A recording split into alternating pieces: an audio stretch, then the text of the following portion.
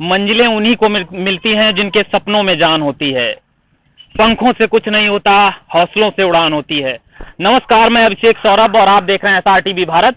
आपको बता दें कि आप जो मेरे पीछे ये बिल्डिंग देख रहे होंगे, वैसे ये कन्नौज में किसी पहचान की मोहताज नहीं है। आपको बता दें कि ये बिल्डिंग सिर्फ बिल्डिंग नहीं है, बच्चों के भविष्य यहाँ पर बनाए जाते हैं। और आपको बता दें कि वैसे तो यहाँ इस बिल्डिंग से और इस स्कूल से पढ़े हुए कई बच्चे आज देश के बहुत बड़ी संस्थानों में और मल्टीनेशनल कंपनियों में आज चेयरपर्सन भी हैं और बड़े अधिकारी भी हैं। लेकिन आपको बता दें कि जिस वजह से मैं यहाँ पर स्कूल में विजिट करने आया हूँ, वो तारीख थी 13 मई 2025। आपको बता दें कि जो 10th CBSE बोर्ड का जो रिजल्ट आया है 10th और 12th का, आपको बता दें कि उसमें कुछ बच्चों ने यहाँ पर डिस्ट्रिक्ट टॉप ही नहीं, ऐसा बताया गया है और ऐसा है कि यहाँ पर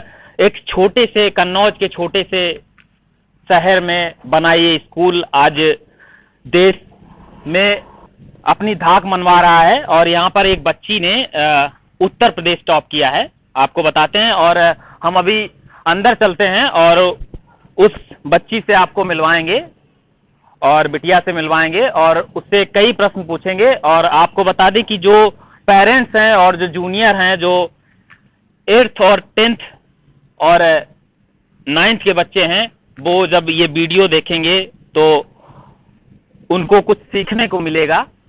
अंदर चलते हैं और आपको बताते हैं।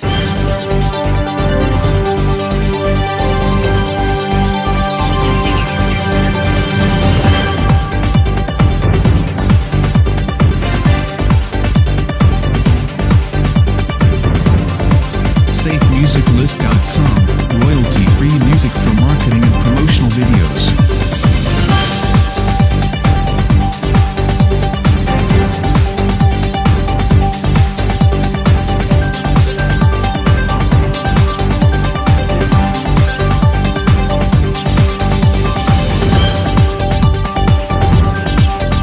SafeMusicList.com, royalty-free music for marketing and promotional videos.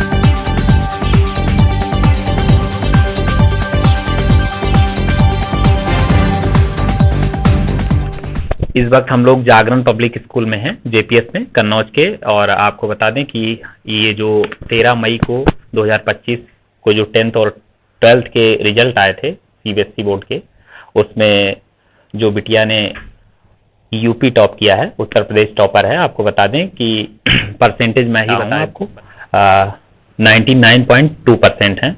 और आपको बता दें वैसे तो बहुत बड़े चैनलों में होके आई हैं और इसके बाद काफ़ी दिनों के बाद, काफ़ी टाइम हो गया, उसके बाद जब ये कन्नौज आई तो मैं मिलने आया इनसे और इनसे बात करते हैं। आप जो भी पेरेंट्स इस वीडियो को देख रहे हैं वो भी अपने बच्चों को बताएंगे और जो जूनियर्स देख रहे हैं वो भी बताएंगे। हमारे साथ JPS के प्रिंसिपल सर हैं और हमारे साथ वो टॉपर्स बिटिया है, उनसे बात करते हैं। सबसे पहले तो आप अपना नाम बताएं। मेरा नाम वैभवी टंडन है। मैं जागरण पब्लिक स्कूल की स्टूडेंट हूँ और CBSE क्लास 10 बोर्ड एग्जामिनेशन में मैंने 99.2% स्कोर किया है।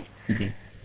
आपने अपने जो एजुकेशन की जर्नी है वो कहाँ से स्टार्ट? एजुकेशन की जर्नी मैंने किंडरगार्टन जैसे सब लोग शुरू करते वैसे करी है। ऑल्दो बहुत सारे स्कूल स्विच करे हैं मैंने। पहले मैं डिस्ट्रिक्ट के दूसरे स्कूल में थी, फिर मैंने LKG UKG क्लास 1 2 3 जागरण पब्लिक स्कूल से ही पढ़ा है। उसके बाद मैं कानपुर चली गई थी 2 साल के लिए।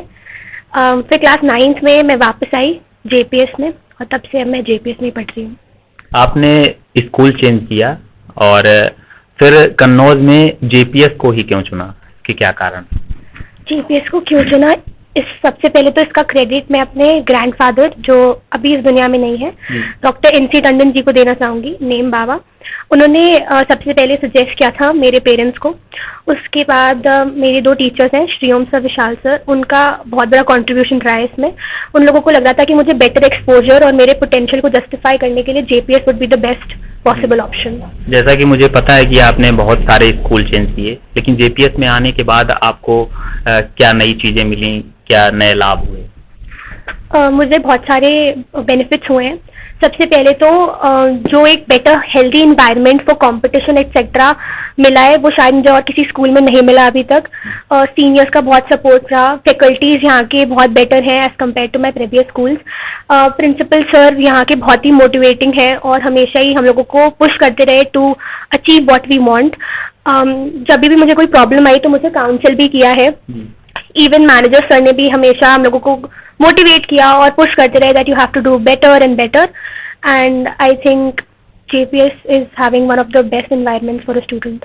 JPS की और कोई अच्छी बातें जो बाकी स्कूल में आपने ना देखी? JPS में काउंसलिंग टीम है सर, जो कि स्टूडेंट्स के लिए एक बहुत ही हेल्दी और इंक्लूसिव एनवायरनमेंट देती है। इस बार की काउंसलिंग टीम में I am fortunate to be a part of it. Nidhi ma'am इसको होल्ड कर रही हैं and she has been a wonderful faculty for me. हमेशा मुझे सपोर्ट किया और मुझे क्लास 10 में उन्होंने हिंदी भी पढ़ाई, और ये सब चीज़ें बहुत हेल्पफुल रही हैं स्कूल में। आपने सिर्फ मतलब एक मैम का नाम लिया, स्कूल की सपोर्टिंग टीम के बारे में बताएं। सपोर्टिंग टीम में जितने भी मेरे फैकल्टीज थे, फॉर एग्जाम्पल मेरे क्लास टीचर थे Ashish Shukla sir class 10th में। उन्होंने सेशन की शुरुआत में एक चार्ट पेपर लगवाया था क्लास में, जिसमें उन्होंने सबके टारगेट्स लिखवाए थे, कितना आपको स्कोर करना है। तो मैंने हालांकि 100% लिखा था, ऑल्दो मैं वहाँ तक रीच नहीं कर पाई, बट कहीं ना कहीं वो एक बहुत पुशिंग फैक्टर था। क्लास में आते वक्त जाते वक्त उसको हम देखते थे और हमें लगता था कि no this is what we have to do, और बहुत ही पुशिंग फैक्टर था वो, और उन्होंने इस चीज़ में बहुत सपोर्ट किया और बहुत ही इंकरेजिंग रहा आई गेस उनका वो मूव सेशन की शुरुआत में। और तो किस तरीके से आपका जो पढ़ाई का स्टडी का जो शेड्यूल रहा था, वो डेली का शेड्यूल किस तरीके का? सिंपल स्केड्यूल था, कोई बहुत मैजिकल स्केड्यूल नहीं था। थोड़ा डिटेल में बताएं जो आपके जूनियर्स देखेंगे। हाँ जी, पहले तो मैं रेगुलर स्टूडेंट थी, स्कूल आती थी सुबह और फिर घर आकर मैं थोड़ा रेस्ट करती थी, लंच करती थी, उसके बाद जो भी क्लासेस थी यहाँ ऑफलाइन कोचिंग जाती थी, और उसके बाद थोड़ा रेस्ट करती थी, मतलब ऐसे तारक मेहता वगैरह देख लिया। उसके बाद मैं थोड़ी देर 2-3 घंटे कोशिश करती थी कि सेल्फ स्टडी को डेली बेसिस पे दूँ, अपनी कंसिस्टेंसी ब्रेक ना होने दूँ। यही शेड्यूल था। इतनी मेहनत करने के बाद, पूरी साल पढ़ने के बाद जब रिजल्ट आया तो आपका इम्प्रेशन क्या था? खुशी तो हुई सर, लेकिन ये भी लगा कि 4 नंबर कहाँ रह गए चले गए, और खुशी हुई, बिल्कुल हुई, और खुशी हुई। अच्छा, जैसे कन्नौज जैसी छोटी सी जगह में इतना बड़ा टारगेट अचीव करने क्या कारण था? मुझे लगता है कि हर एक जो रियलिटी होती है उसकी शुरुआत आपके दिमाग में होती है सबसे पहले, तो एक ड्रीम बिग फैक्टर होना चाहिए आप सभी के मन में। और मेरे टीचर्स ने हमेशा मुझे एक चीज़ कही कि आप ये भी कर सकते हो, वो जो एक कि हाँ ये पॉसिबल है, क्योंकि हम ऑफ कोर्स डिस्ट्रिक्ट में जब हम लुक अप टू करते थे, we used to look up to 97%, 98%, which is of course a great score, but हाँ एक जो हाँ यू कैन डू दिस, आप 100 भी ला सकते हो, तो वो शिवम सर और विशाल सर ने इनकलकेट किया मेरे अंदर कि नहीं, इतना भी हो सकता है, ये भी एग्जिस्ट करता है, ड्रीम बिग।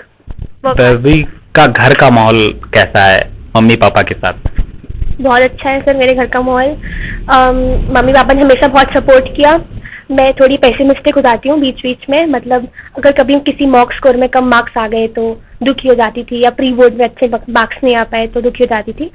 तो मम्मी पापा हमेशा कहते थे, उनके लिए तो मैं अगर 80 भी जाती तो भी वो उससे ही खुश होते, लेकिन हमेशा उन्होंने सपोर्ट किया, कोई प्रेशर नहीं डाला कि इतने ही लाने हैं उतने ही लाने हैं, और कूल एनवायरनमेंट रखा हमेशा ही घर का।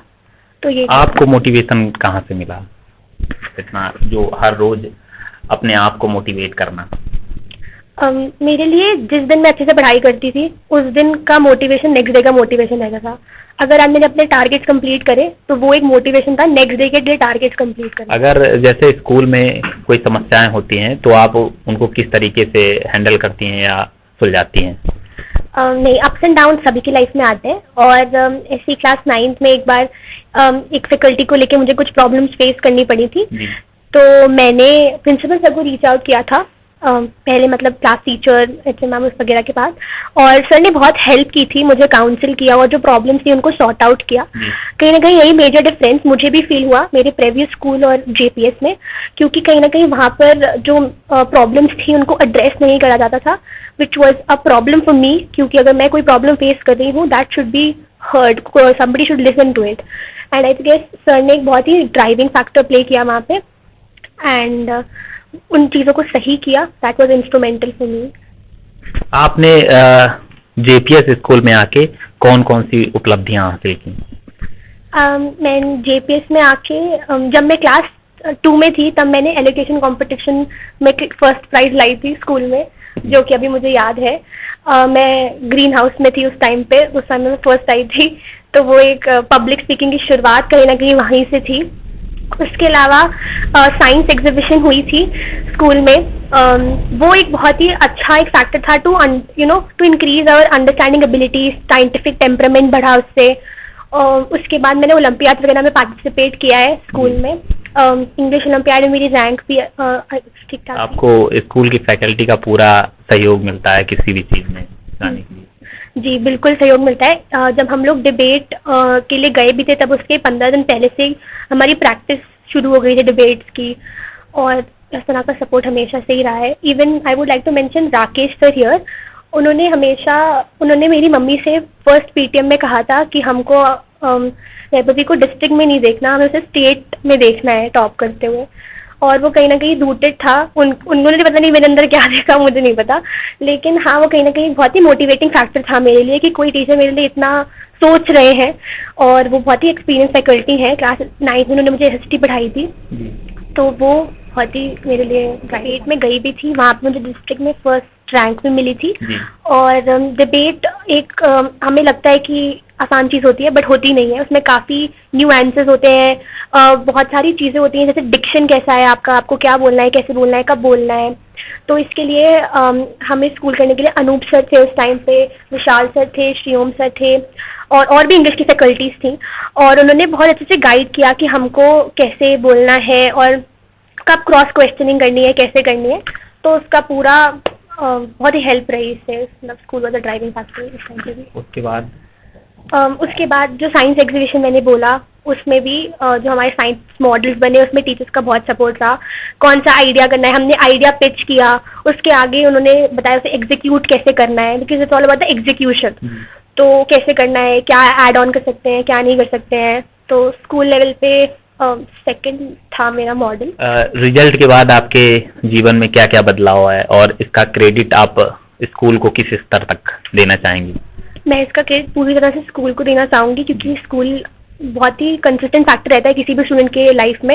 हम रोज स्कूल आते हैं, कुछ सीख कर जाते हैं, और बदलाव ये आए कि अच्छा लग रहा है सर, थोड़ी इम्पोर्टेंस मिल रही है, आप मेरा इंटरव्यू ले रहे हैं। आपकी अटेंडेंस क्या रही थी स्कूल में क्लास के दौरान? सर मतलब मेरे को कोई अगर तबीयत नहीं सही है कभी तो स्कूल नहीं आए, और ऐसे था। बाकी तो मैं स्कूल आई, हाँ मतलब बाकी तो स्कूल जितना ज़्यादा आ सकती थी आती थी। आपकी जो सब्जेक्ट वाइज स्टडीज थी वो क्या थी, वो क्या रही?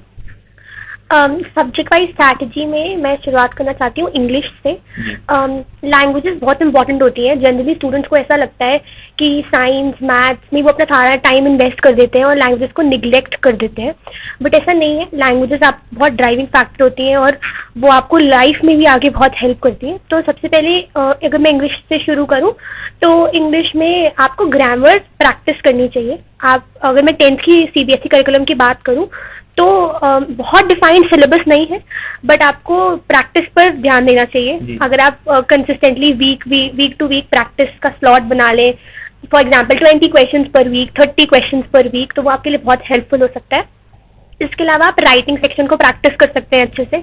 आंसर राइटिंग बहुत ज़रूरी है। आपने पूरे साल क्या पढ़ा, एग्जामिनर ये नहीं देखेगा, एग्जामिनर ये देखेंगे कि आपने कॉपी में क्या लिखा है। तो आपको आंसर राइटिंग प्रैक्टिस करनी चाहिए, लेटर एप्लीकेशन वगैरह प्रैक्टिस करने चाहिए। कॉम्प्रिहेंशन बहुत टिपिकल आते हैं CBSE में, आपको उनकी प्रैक्टिस करनी चाहिए अच्छे से। और लैंग्वेज को निग्लेक्ट मत करिए, इंटीग्रेट करके पढ़िए। तो कोई ऐसा सब्जेक्ट जिसमें आपको डर लग रहा हो परीक्षा से पहले? मुझे क्लास 6 के टाइम पे थोड़ा मैथ्स में डर था। मतलब in spite of the fact कि मैंने मैथ्स में मैं 70 की लाइन में आउट ऑफ 80 स्कोर कर लेती थी, मुझे एक फियर रहता था कि ये हो पाएगा मुझसे कि नहीं हो पाएगा एक्सेट्रा। बट फिर इवेंचुअली जब मैंने प्रैक्टिस शुरू करी और शिवम सर ने मुझे आर.डी. शर्मा से इंट्रोड्यूस करवाया था क्लास 8th में, तब मैंने मैथ्स को लेके तब थोड़ा डर खत्म होना शुरू हुआ था।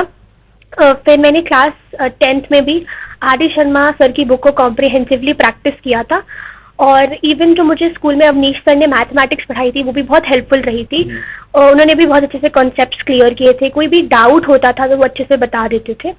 आपको एनसीईआरटी को तो स्टिक करके रहना ही है, उसके साथ अगर आपको एडिशनल प्रैक्टिस, क्योंकि math is all about practice, तो आप आर.डी. शर्मा सर की बुक को रेफर कर सकते हैं। आप किन सब्जेक्टों में आपके 100 आउट ऑफ 100? मेरे साइंस में 100 आउट ऑफ 100 है। मेरे कंप्यूटर एप्लीकेशन कोड 165 में 100 आउट ऑफ 100 मार्क्स है। साइंस में मैं अगर बात करूं तो एनसीईआरटी को मास्टर करिए। एनसीईआरटी में एक्टिविटीज होती हैं और काफ़ी छुपा हुआ ज्ञान होता है एनसीईआरटी में, आपको इसे मास्टर करना चाहिए। डायग्राम्स बहुत इंपॉर्टेंट है। और कंप्यूटर्स की बात करूं तो वो भी बहुत आसान नहीं है। हमारा कोड तो बिल्कुल भी नहीं है, क्योंकि हमें कोडिंग सिखाई जाती है उसमें। आशीष शुक्ला सर के प्रैक्टिकल्स काफ़ी हेल्पफुल रहे थे जो स्कूल में हुए थे। हम लोग ऑलमोस्ट हर रोज़ ही कंप्यूटर लैब जाते थे लास्ट के 3-4 मंथ्स में, तो क्योंकि काफ़ी प्रैक्टिस करा दी थी उन्होंने कोडिंग की। सारे ऑलमोस्ट आउटपुट्स हमने प्रैक्टिस कर ही लिए थे। तो कुछ ज़्यादा नया नहीं लगा जब पेपर सॉल्व कर रहे थे। तो प्री बोर्ड से आपको किस तरीके के मतलब लाभ हुए? हमारे स्कूल के साथ 2 प्री बोर्ड हुए थे जो कि बहुत ही इंस्ट्रूमेंटल थे, क्योंकि जनरली मैंने देखा है कि स्टूडेंट्स एग्जाम्स को बहुत ही प्रेशर में लेते हैं, बट मैंने प्री बोर्ड्स को इस तरह से अप्रोच किया था कि ये मेरे लिए एक अपॉर्चुनिटी है अपना सिलेबस रिवाइज करने के लिए, चीज़ों को और अच्छे से प्रैक्टिस करने के लिए। तो मैं अपने जूनियर्स को भी यही कहूँगी कि आप उसका ऐसा प्रेशर ट्रीट मत करो, आप उसे ऐसे देखो कि हाँ ये मेरे पास अपॉर्चुनिटी है, मैं सिलेबस कंप्लीट कर सकती हूँ और अपनी प्रैक्टिस कर सकती हूँ। तो मैंने उस तरीके से किया था। कभी कभी ऐसा हुआ कि मेरे पास 1-2 चैप्टर जैसे प्री बोर्ड है कल और एक चैप्टर अभी उसमें मिसिंग है, तो मैं उसको लेके इतना परेशान नहीं होती थी, जो आता है उस पर फोकस करती थी, और अगर वो एक चीज़ अच्छे से नहीं भी हुई है तो उसको करने की कोशिश करती थी। मतलब बहुत ही हेल्पफुल थे प्री बोर्ड्स, आपकी तैयारी के लिए होते हैं मेरे हिसाब से। तो जो फाइनल परीक्षा के दौरान जो आपके जो 3 घंटे का समय था वो किस तरीके से आपने मैनेज किया? वो 3 आवर्स बहुत ही क्रूशियल होते हैं। पहली बात तो आपको कोशिश करनी है कि कोई भी सब्जेक्ट हो आप 2.5 आवर्स तक अपना पेपर कंप्लीट कर लें अच्छे से, सो दैट आपके पास लास्ट के 30 मिनट्स हो पूरा एक बार पेपर रिवाइज करने के लिए, कुछ एडिशन करना हो। पेपर प्रेजेंटेशन बहुत ज़रूरी होती है, क्योंकि आंसर सब लिखते हैं बट कौन कीवर्ड्स को अंडरलाइन कर रहा है और कौन 2 आंसर्स के बीच में लाइन बना रहा है। यहाँ पे आपको कैलीग्राफी नहीं करनी है पेपर में, लेकिन आप जो भी लिख रहे हो साफ लिखो, नीट एंड क्लीन लिखो, it should be spick and span, so that थोड़ा अपीलिंग लगे एग्जामिनर को। परीक्षा से पहले जो आपके जो 3 महीने थे वो आपने किस तरीके से बिताए, किस तरीके से आपकी स्टडी के थे?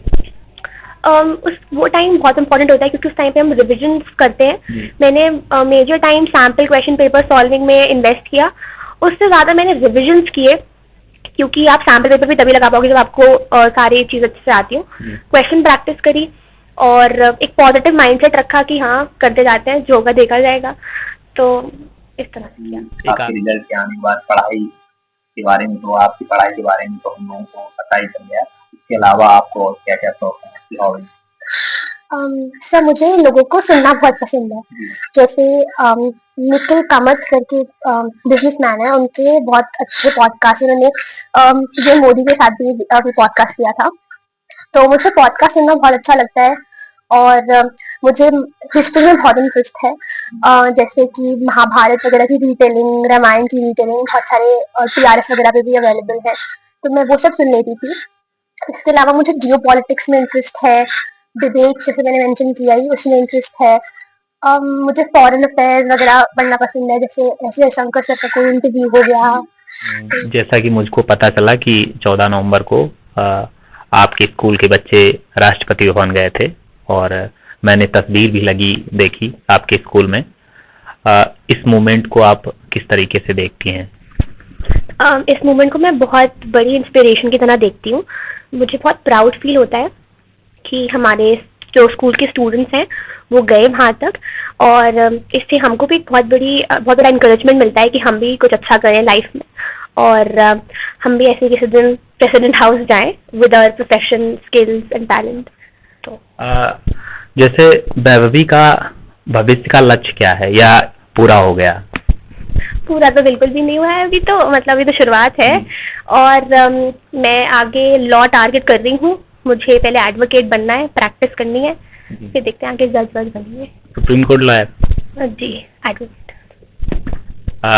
भविष्य में आपकी क्या योजनाएं रहेंगी इस बात के अलावा? इस बात के अलावा मैंने कॉमर्स एंड मैथमेटिक्स ऑप्ट की है क्लास 11th के लिए, और जैसे कि मैंने बोला कि मैं लॉ के एंट्रेंस एग्जाम की तैयारी करूंगी साथ में, और बाकी हमारा लास्ट क्वेश्चन, जो ये वीडियो जो पेरेंट्स और आपके जूनियर देख रहे हैं, देखेंगे, उनके लिए क्या कहना चाहिए? मैं उनको यही कहना चाहूँगी कि आप अपना टारगेट सेट रखें और अपने रिजल्ट से अपने आप को अटैच मत रखें, उसको लेके टेंशन ना लें, अपना कर्म करें, अपने काम पर फोकस करें। अभी आपके हाथ में सिर्फ पढ़ाई करना है, आप अच्छे से पढ़ाई करें, अपने कंसेप्ट क्लियर करते चलें, और मेहनत करना ना छोड़ें। शुरुआत से पढ़ाई करें, कंसिस्टेंटली पढ़ाई करें। बहुत बहुत धन्यवाद हमसे बात करने के लिए वैभवी। और हम अभी प्रिंसिपल सर से कुछ पूछते हैं कि जो बच्चों ने इस तरीके की उपलब्धि हासिल की है स्टेट लेवल की, उससे सर से बात करते हैं और सर कुछ बताएंगे। से पूछते हैं कि जो बच्चों ने इस तरीके की उपलब्धियां हासिल की हैं और करते रहते हैं इस स्कूल के जो बच्चे यहाँ से जो निकले हैं वो देश के बहुत बड़े बड़े स्तर पर और बहुत बड़े बड़े सीटों पर बैठे हुए हैं, कंपनियों में बड़ी बड़ी चेयरपर्सन भी हैं और बड़े बड़े अधिकारी भी बने हैं इस स्कूल से। सर से बात करते हैं। सर, जागरण पब्लिक स्कूल कन्नौज डिस्ट्रिक्ट का एक एम्बलम बन चुका है, प्रतिष्ठा ख्याति सब कुछ हासिल कर रहा है। और आपको मैं बता दूं कि किसी भी सिस्टम की उपलब्धियां एक चेन होती है जिसमें कई लोग जुड़े होते हैं। जैसे अगर स्कूल की बात करें तो स्कूल में सबसे पहले शुरू होता है मैनेजमेंट। मैनेजमेंट जो हम लोगों को चाहिए होता है वो चीज़ें उपलब्ध कराता है। अगर मैनेजमेंट का कोऑपरेशन ना हो तो हमारे यहाँ कमियां रहेंगी तो सफलता कभी हासिल नहीं होती। मैनेजमेंट के बाद हम लोग आते हैं एडमिनिस्ट्रेटर्स, तो एडमिनिस्ट्रेटर की भी एक टीम होती है। उसका एक मुख्य कर्तव्य होता है कि बच्चों की समस्याओं का समाधान करें और टीचरों की उपलब्धता बनाएं, अच्छे टीचरों की। आजकल जो एक दुरूह कार्य है कि अच्छे टीचर बहुत कम मिलते हैं, लेकिन मुझे गर्व है कि हमारे जागरण पब्लिक स्कूल में अच्छे टीचरों का भंडार है, जिसका प्रतिलक्षण हमको समाज में मिलता है। आज की तारीख में हमारे यहाँ से, या आप कहें कन्नौज डिस्ट्रिक्ट से, पहला IAS भी निकल चुका है। कई बच्चे डॉक्टर हो चुके हैं, इंजीनियर हैं, और भी कई प्रोफेशनल CA हैं, जिनको हम अपने यहाँ एनुअल फंक्शन में बुलाते हैं और सम्मानित भी करते हैं। हर साल हमारा ध्येय रहता है कि 15 से 20 बच्चे हम अपने यहाँ एनुअल फंक्शन में बुलाएं जो प्रोफेशनल हो गए, उनको सम्मानित करें। इस तरह से हमारी चेन चलती रहती है। जहाँ तक बच्चों का सवाल है तो बच्चों की उपलब्धि पे हमेशा बड़ों को गर्व होता है, तो हमारे लिए भी एक गौरवान्वित क्षण है कि प्रदेश में इतनी हाई स्कोरिंग पहली बार आई। कन्नौज में तो ये सपना था कि 99.2% लाना बच्चे के लिए। 99% 2 का मतलब होता है कि हर विषय में लगभग पूर्ण अंक। तो इसमें बहुत बड़ी उपलब्धि रही वैभवी की। और जब बच्चे की उपलब्धि होती है तो उसमें भी बच्चे के शुरुआत होते हैं संस्कार से, जो माँ बाप से आते हैं, परिवार से आते हैं। उसके बाद बच्चा हम लोगों के पास आता है, जिसमें बहुत बड़ा रोल टीचरों का भी होता है। और बच्चों को हम लोग एक भय मुक्त और चिंता मुक्त वातावरण देते हैं, ये हमारी सबसे बड़ी उपलब्धि है। पढ़ाई तो हर स्कूल कराता है, लेकिन बच्चों की सुनवाई बहुत कम जगह होती है। बच्चों को एक तरह से केवल पढ़ने के लिए बाध्य किया जाता है, बाकी उनकी कोई सुनवाई नहीं होती, जो हमारे यहाँ नहीं है, और ये हमारी बहुत बड़ी उपलब्धि है। सर, जैसे मैं स्कूलों में जाता रहता हूँ, देखता रहता हूँ सर, और आप के स्कूल में यहाँ पर भी कई बार आया हूँ। जैसे मैं देखता हूँ कि दिन प्रतिदिन और साल दर साल आप जो इम्प्रूवमेंट लाते हैं स्कूल में, बहुत ज़्यादा और बहुत ऊर्जा के साथ। सर, ये ऊर्जा आपके अंदर कहाँ से आती है सर? किस तरीके से आप ये सब कर पाते देखिए, ऊर्जा सबसे पहले तो मानसिक स्थिति है कि हम नौकरी नहीं कर रहे हैं, हम लोग एक मिशन पे हैं। जी सर। हम लोग भी अपना शहर छोड़ छोड़ के आए, जैसे मैं कानपुर का हूँ, हमारे यहाँ कई टीचर भी सब बाहर के हैं। तो जब बाहर से कोई आता है तो वो एक मिशन लेके आता है कि हमें वहाँ पे ये टास्क दिया गया जाएगा और हम ये करेंगे। उसी तरह से हम लोग अपनी टीम बनाते हैं। कई जगह, जैसे आपने कहा आप कई जगह जाते हैं, तो मैं भी कई जगह जाता हूँ, मीटिंगें होती, सेमिनार होते हैं। प्रिंसिपल का दरवाजा ज़्यादातर बंद रहता है कई जगहों में। हमारे जागरण पब्लिक स्कूल में प्रिंसिपल का दरवाजा किसी के लिए भी नहीं बंद है, चाहे वो नीचे 4th क्लास का एम्प्लॉई हो या कोई पेरेंट हो या कोई बच्चा हो या कोई टीचर हो। हमें अपनी कमियां सुनने में अच्छा लगता है और हमारा सूत्र वाक्य भी है, अपनी शिकायत वहाँ करो जहाँ सुनवाई हो। अगर आप सुनवाई प्रॉपर जगह पे नहीं कर रहे हैं तो इसका मतलब आप पंचायत कर रहे हैं, कोई कमी है ही नहीं, उसका आप ढिंढोरा खाली पीट रहे हैं। तो हमारे यहाँ सुनवाई होती है, मीटिंगें होती हैं, टीचरों की काउंसिल होती है और ट्रेनिंग होती है। तो ये ऊर्जा हम लोग बनाए रखते हैं, किसी भी तरह की ढिलाई हम लोग बर्दाश्त नहीं करते। सर, जिले में अगर कोई समस्या आती है स्कूल लेवल पर, तो सर आप उसको किस तरीके से हैंडल करते हैं? जिले में बहुत समस्याएं सर आई होंगी। समस्याएं आती रहती हैं और आपको सूचना देते हुए मुझे भी गर्व होता है कि हमारा जो जागरण पब्लिक स्कूल है ये सीबीएसई का नोडल सेंटर है। जितने भी सीबीएसई के कन्नौज में स्कूल हैं वो मेरे यहाँ द्वारा गवर्न होते हैं, निर्धारित होते हैं। अगर उनकी भी कोई समस्या है तो पहले यहाँ आती, तब वो सीबीएसई आगे जाती है। तो उसकी समस्याओं का समाधान कोई बहुत बड़ी बात नहीं होती। सबसे पहले समस्या की जो इंटेंसिटी होती है, कितनी जटिल समस्या है या आसान समस्या है, उसके हिसाब से उसका प्रारूप बनाया जाता है। ज़रूरत होती है तो लोगों से बात करी जाती है, टीचरों को बुलाया जाता है जो एक्सपीरियंस टीचर हैं। हमारे यहाँ कम से कम 15 साल से पुराने टीचर भी हैं। मुझे खुद ये 14वां साल हो रहा है जागरण पब्लिक स्कूल में, तो हमारी फैकल्टी पुरानी और अनुभवी है। सब मिलजुल के काम करते हैं और कोई भी समस्या हमारे लिए बड़ी नहीं है। सर, हमारे साथ जेपीएस स्कूल के मैनेजिंग डायरेक्टर सर हैं, उनसे बात करते हैं और उनसे पूछते हैं कि जो सालों साल से, जैसा कि मैं आता रहता हूँ इस स्कूल में, प्रतिवर्ष आता हूँ, सालों साल से लगभग जिले में नंबर 1 पर रहता है रिजल्ट, और टॉपर्स जो बच्चे हैं इस स्कूल से निकलते हैं। सर से बात करते हैं इस बारे में कि सर इस स्कूल को यहाँ तक लाने में सर की कितनी भूमिका और कितनी मेहनत रही। सर, इस स्कूल को कोई अकेले मैनेजिंग डायरेक्टर या कोई व्यक्तिगत लोग ऊपर लाने के लिए संभव ही नहीं जी। इसके लिए हर आदमी की मेहनत, हर व्यक्ति की मेहनत, यहाँ पर हर गार्जियन का विश्वास और चपरासी से लेकर प्रिंसिपल तक की अथिक परिश्रम का ये है। न कि अकेले कोई स्कूल का मालिक या स्कूल बनवाने वाला ये कार्य अकेले नहीं कर सकता है। इसके लिए सब ही लोगों ने मिलकर अथक प्रयास किया है। आज 18 साल पूरे हो चुके हैं हमारे स्कूल के। 19वीं सालगिरह जुलाई में चालू हो जाएगी। तो इसके लिए अकेले नहीं, विजन हम देते हैं, लेकिन पूरा करने में इन्हीं लोगों का सहयोग होता है। और सबसे बड़ी चीज ये है, जो गार्जियंस का विश्वास स्कूल के ऊपर है, वो हमारी विटामिन का काम करता है। जी सर, जैसे कि बहुत से कार्य होते हैं सर करने के लिए। आज से 18 साल पहले आपने नींव रखी स्कूल की, और आज जाके वो इस टॉपर्स स्कूलों में से और one of the top school of district sir जिस तरीके से बना सर, और भी कोई कार्य आप चुन सकते थे सर, आपने स्कूल और शिक्षा ही चुना सर, ऐसा क्या कारण? देखिए, इसके लिए वास्तव में तो बच्चे ही हमारे हैं, क्योंकि हमने अपने व्यक्तिगत जीवन में पढ़ाई के मामले में अपने बच्चों को पढ़ाने में जो समस्याएं आई थी, तो उन्हीं को ध्यान में रख के ये स्कूल खोला गया है कि यहाँ हर आदमी कानपुर नहीं रह सकता है या दूसरे बड़े शहरों में अफोर्ड नहीं कर सकता है। यही सोचकर हमने यहाँ पे स्कूल खोला था कि यहाँ उस वक्त कोई भी स्कूल था ही नहीं। जी सर।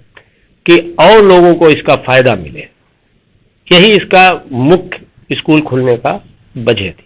अच्छा सर, जब बच्चों की कोई समस्याएं होती हैं स्कूल में तो वो प्रिंसिपल सर के पास आते हैं, और जब सर आपके स्तर पर कोई जिले लेवल पर जब समस्या होती तो सर आप उसको किस तरीके से उसका समाधान करते हैं? देखिए, अगर समस्या आर्थिक है तो 1 सेकंड नहीं लगता है जी। लेकिन अगर कोई और समस्या है तो हम लोग आपस में बैठ के, हमारे स्कूल में एक बच्चों की अगर समस्या है, बच्चों की कुछ ज़रूरतें हैं, उसके लिए हमारे पूरा स्टाफ हमको बताता है, प्रिंसिपल साहब को बताता है, हम लोग सब लोग मिलकर इसका काम करते हैं। सर एक आखिरी क्वेश्चन, किस तरीके से सर आने वाले समय में और क्या चेंजमेंट देखने को मिलेंगे, इम्प्रूवमेंट स्कूल में सर आपके स्तर पर कोई आपका बड़ा विजन हो? देखिए, हमारा सबसे पहला विजन ये है कि जो हम अपडेट रहना चाहते हैं। बड़े जो केवाल टाउन है या जो बड़ी सिटी है, हम उस लेवल का स्कूल हमेशा अपडेट रखेंगे, चाहे एसी हो, चाहे इंटरेक्टिव बोर्ड हो, जो भी लेटेस्ट चीजें हैं वो हम स्कूल को हमेशा प्रोवाइड कराते आए हैं, आगे भी प्रोवाइड कराते हैं। सर आने वाले समय में जैसे कि पिछले सालों में बच्चों ने जिला टॉप किया है, इस बार आपके स्कूल की एक बच्ची ने उत्तर प्रदेश यूपी टॉपर रही है सर, आपको ये जानकर सर कैसा लगा? देखिए, निश्चित है कि हमारे स्कूल की है तो हमको खुशी तो हुई, थोड़ा सा गर्व भी बढ़ गया, जिस घमंड में न बदल जाए वो अलग बात है, लेकिन गर्व हुआ। और इसमें सबसे बड़ी बात यह है कि जो उनके टीचर थे उनका श्रेय ज्यादा है, हम लोग तो कुछ नहीं है, उनके टीचरों का श्रेय ज्यादा है, हमारे स्कूल के माहौल का श्रेय ज्यादा है। हमारे यहाँ जो बच्चे, देखिए अभी एक बच्चा जिसने यूपीएससी क्रैक किया और 2 बार क्रैक किया, 1 साल के अंदर 2 बार क्रैक किया। हम लोग तो प्रतिभा निखार सकते हैं, प्रतिभा तो बच्चों में होती ही है और वही कार्य स्कूल कर रहा है। सर एक लास्ट क्वेश्चन, जो बच्चे ये वीडियो देख रहे हैं और जो गार्जियंस, उनके लिए आप सर क्या कहना है? उनके लिए केवल यही बात है कि बच्चे सबसे पहले तो स्कूल में रेगुलर हो। हमारा जितना एक्सपीरियंस है, अभी तक कोई भी बच्चा टॉप नहीं आया है जिसने स्कूल बंक किया।